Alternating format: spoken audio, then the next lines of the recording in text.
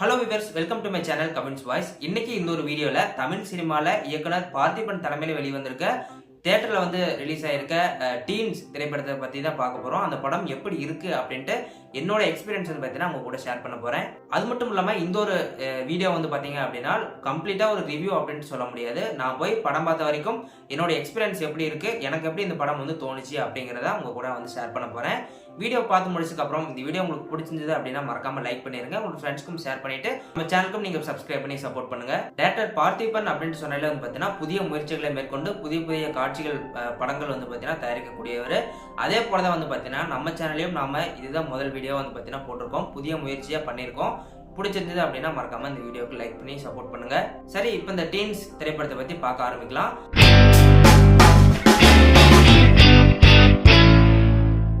ஆரம்பத்தில் பார்த்தீங்க அப்படின்னா ஒரு 13 பேர் இருக்காங்க. 13 பேர்த்துல பார்த்தீங்கன்னா 5 பொண்ணுங்க 8 பசங்க இருக்காங்க. அந்த 13 பேருமே பார்த்தீங்கன்னா டிஃப்ரெண்ட் கேட்டகரிஸ் பார்த்தீங்கன்னா இருக்காங்க. ஸோ 2 பேர் பார்த்தீங்கன்னா ட்வின்ஸா இருக்காங்க. ஒருத்தர் பார்த்தீங்க அப்படின்னா அதில் ஸ்கூலுக்கு ஃபீஸே கட்ட முடியாத நிலைமையில ஒரு பையன் இருக்கான்.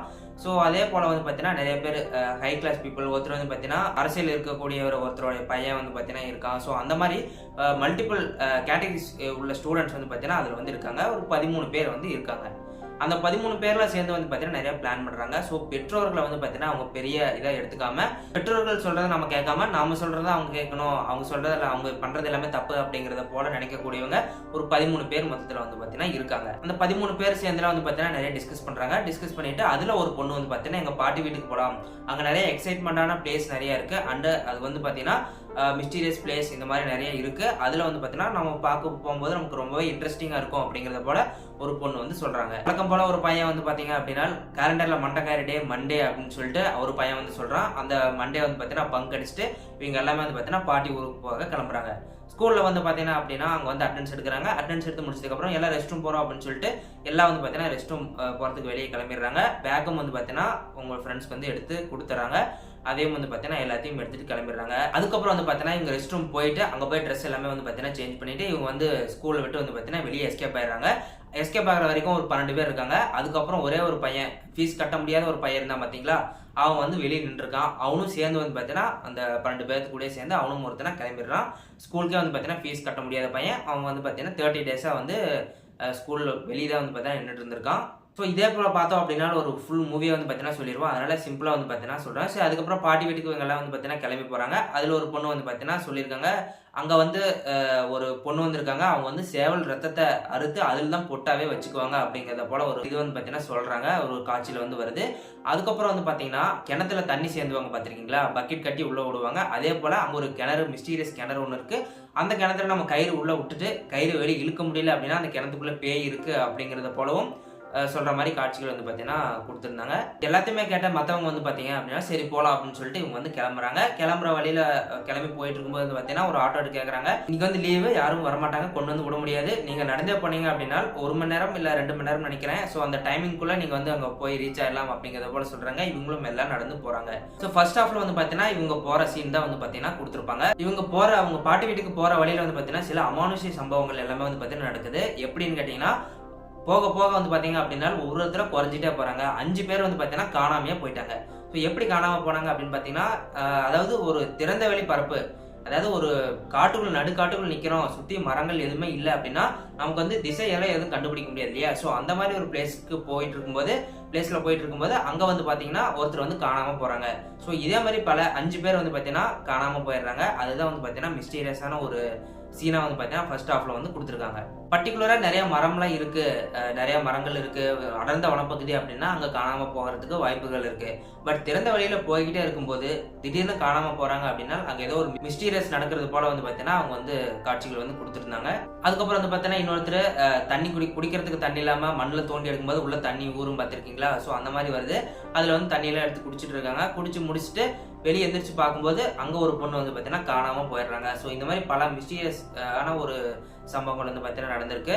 அதுக்கப்புறம் இதுக்கு மேல பார்க்கக்கூடியவங்களுக்கு பார்த்தீங்கன்னா ரொம்ப ஒரு எக்ஸைட்மெண்டா இருந்திருக்கும். அந்த படத்தை பார்க்கறதுக்கு பார்த்தீங்கன்னா எக்ஸைட்மெண்டா இருந்திருக்கும். ஸோ படம் எப்படி முடிய போகுது அப்படின்ட்டு ஒரு சந்தேகத்தோட பார்த்தீங்கன்னா ஒரு எதிர்பார்ப்போட இந்த படத்தை பார்த்துட்டு இருந்திருப்பாங்க.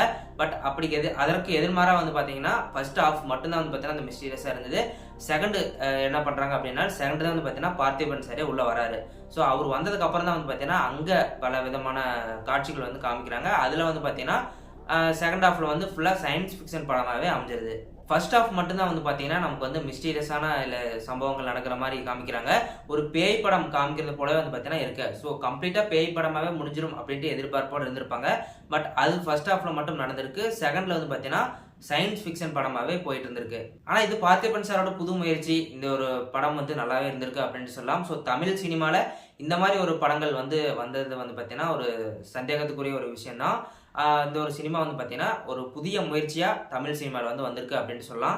அதுக்கப்புறம் நடுவில் வந்து பார்த்தீங்கன்னா யோகி பாபு சீன் வந்து வரும். ஸோ அது வந்து எப்படி ஸ்டார்ட் பண்ணுறாங்க, எதற்கு முடிகிறாங்க அப்படின்ட்டு தெரியாமலே அந்த ஒரு சீன் வந்து வச்சுருக்காங்க. யோகி பாபு வர்ற மாதிரி இருக்குது, அந்த சீன் வந்து இருக்குது.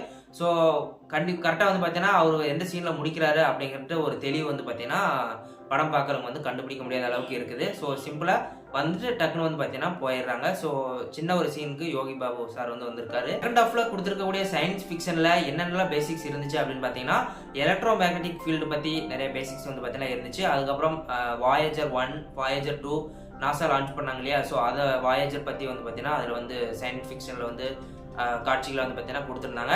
அதுக்கப்புறம் வந்து பார்த்தீங்கன்னா நம்ம இஸ்ரோ லான்ச் பண்ண லேண்டர் ரோவர் நிலாவில் வந்து பார்த்தீங்கன்னா ரோவர் வந்து போச்சு இல்லையா. ஸோ அந்த மாதிரி ரோவர் போகிற மாதிரி சீன் வந்து பார்த்தீங்கன்னா கொடுத்துருக்காங்க. நிறைய பேர்த்த காப்பாற்றி ரோவர் வந்து அதை வந்து கூட்டிகிட்டு போகிற மாதிரியும் வந்து பார்த்தீங்கன்னா அங்கே வந்து காட்சிகள் வந்து இடம்பெற்றிருந்தது. இன்னும் வந்து பார்த்தீங்கன்னா மேக்னெட்டிக் ஃபீல்டு பற்றி தான் வந்து பார்த்தீங்கன்னா அதில் கம்ப்ளீட்டாக வந்து சொல்லியிருப்பாங்க. அந்த சயின்ஸில் magnetic field electro magnetic field பற்றி தான் மேக்ஸிமம் வந்து பார்த்தீங்கன்னா அந்த காட்சியில் வந்து இருந்துச்சு. ஆடு, மாடு, காகம் இது எல்லாமே வந்து பார்த்தீங்கன்னா அந்த எலக்ட்ரிக் ஃபீல்டுக்கு உட்பட்டு அது வந்து பார்த்தீங்கன்னா இருந்துச்சு. அது மட்டும் இல்லாமல் இந்த 13 பேர் இருந்தாங்க பார்த்தீங்களா, அவங்களும் வந்து பார்த்தீங்கன்னா அவங்க இதில் 5 பேர் காணாமல் போயிட்டாங்க. மீதி இருக்கவங்க எல்லாமே வந்து பார்த்தீங்கன்னா மாட்டிட்டாங்க. ஸோ மாடுகள் எல்லாமே வந்து பார்த்தீங்கன்னா ஓடும்போது எலக்ட்ரிக் மேக்னெட்டிக் ஃபீல்டு இருந்துச்சு அப்படின்னா அதுக்கு ஆப்போசிட்டில் வந்து பார்த்தீங்கன்னா வந்துடுது. ஸோ இப்போ நான் உட்காந்துருக்கேன்னா என்னை சுற்றி மேக்னெட்டிக் ஃபீல்டு இருக்குது அப்படிங்கிற பட்சத்தில் நான் வந்து அதை தாண்டி போக முடியாது. ஸோ அந்த மாதிரி சுச்சுவேஷனில் மாடுகள்லாம் ஓடுது, திருப்பி ரிட்டர்ன் வருது. ஸோ இந்த மாதிரியெல்லாம் வந்து பார்த்தீங்கன்னா இது கஷ்டப்பட்டுட்டு இருந்தது. அதுக்கப்புறம் வந்து பார்த்தீங்கன்னா ரோவர் வந்து மினிமைஸ் பண்ணி அதாவது சின்னதாக வந்து பார்த்தீங்கன்னா கூட்டிகிட்டு போகிற மாதிரி சயின்ஸ் ஃபிக்ஷன் வந்து பார்த்தீங்கன்னா வச்சுருந்தாங்க. கடைசியில் வந்து பார்த்தீங்கன்னா பார்க்கறது ரொம்ப எக்ஸைட்மெண்ட்டாக இருந்தது. பார்த்திபன் சார் வந்து சொல்லுவார், நீங்கள் யாராவது ஒருத்தர் போனீங்க அப்படின்னா அந்த 5 பேர்த்தையும் காப்பாற்றிடலாம், அவங்கள வந்து வர வச்சிடலாம் அப்படின்னு சொல்லிட்டு சொல்லும்போது ஒரே ஒரு பையன் மட்டும் வந்து போவான். ஸோ போயிட்டு அவன் வந்து பார்த்தீங்கன்னா போயிட்டு வரும்போது மீதி எல்லாருமே 6 பேரும் சேர்ந்து வந்து பார்த்தீங்கன்னா வெளியவே வந்துடுவாங்க. வந்ததுக்கப்புறம் எல்லாருமே வந்து பார்த்தீங்கன்னா 13 பேருமே அங்கே வந்து இருப்பாங்க. அதுக்கப்புறம் வந்து பார்த்தீங்கன்னா பார்த்திபன் சார் போட்டு அந்த ஷூட் எடுத்து அந்த ஒரு பையன் உள்ளே போனான் பார்த்தீங்களா. ஸோ அவனுக்கு வந்து போட்டுட்ருவாங்க. அடுத்தது நீ தான் வந்து பார்த்தீங்கன்னா இது மாதிரி விஷயங்களை நீ இதுக்கு மேலே தான் ரிசர்ச் பண்ணி எல்லாம் பண்ணும் அப்படிங்கிறத போல அவர் வந்து பார்த்தீங்கன்னா சொல்லியிருப்பாரு. பார்த்திபன் சார் வந்து பார்த்தீங்கன்னா 71 வயசு ஆனது மாதிரி நடிச்சிருப்பாங்க. அதுக்கப்புறம் நீ தான் என்னுடைய ஒர்க்கெல்லாம் நீ தான் வந்து பார்த்தீங்கன்னா ஃபாலோ பண்ணணும் அப்படிங்கிறத போல படத்தை வந்து பார்த்தீங்கன்னா முடிக்கிறாங்க. அதுக்கப்புறம் டீன்ஸ் 2 அப்படிங்கிற ஒரு அனௌன்ஸ்மெண்ட்டோட வந்து பார்த்தீங்கன்னா இந்த ஒரு படத்தை வந்து முடிக்கிறாங்க.